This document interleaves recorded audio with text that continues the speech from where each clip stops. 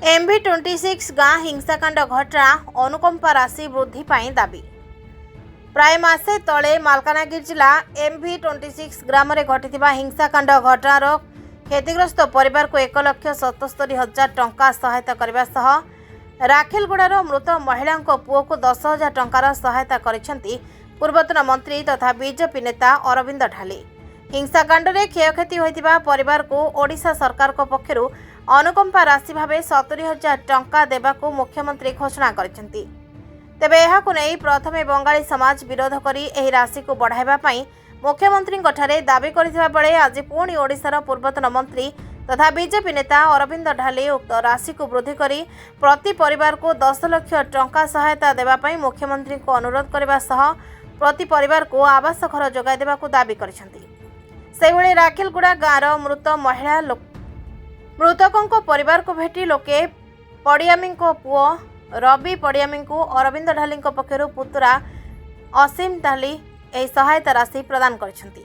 एहासह मृत महिला लोके पड़ियामी को किए काहींकी हत्या करिछि एवं किभଳି केउ परिस्थिति रे हत्या करिछि एहार उपयुक्त तदंत पई ए घटना को सीबीआई को हस्तांतर पई पूर्वतन मंत्री अरविंद ढाली मुख्यमंत्री को अनुरोध करिसेंती।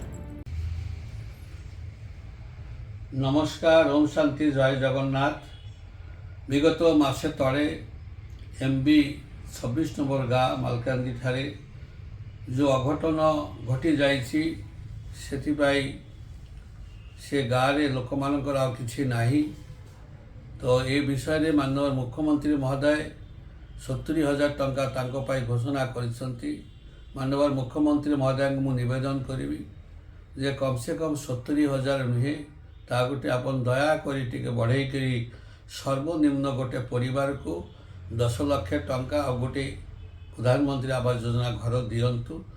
तत्सहित ये जो मर्मांतुद घटना जे घटे बहुत मु दुखित अंतरु एवं से दोषी किए घटना घटे किए से माँ को मारी महिला को तांको सीबीआई तदंत न कले धरा पड़वा कष्टकर। तेणुकरी तो सीबीआई तदंत करा जाओ एवं दोषी को खोजी बाहर करी तांको कठिन रो कठिन सजा दिया जाओ जेमिति भविष्य में यह कार्य करने आउ कहीं साहस करेंगे ना मालकानगिरी जिले में।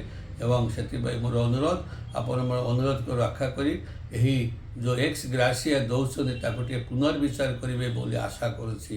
नमस्कार, ओम शांति, जय Jagannath. Bureau report, express Odisha.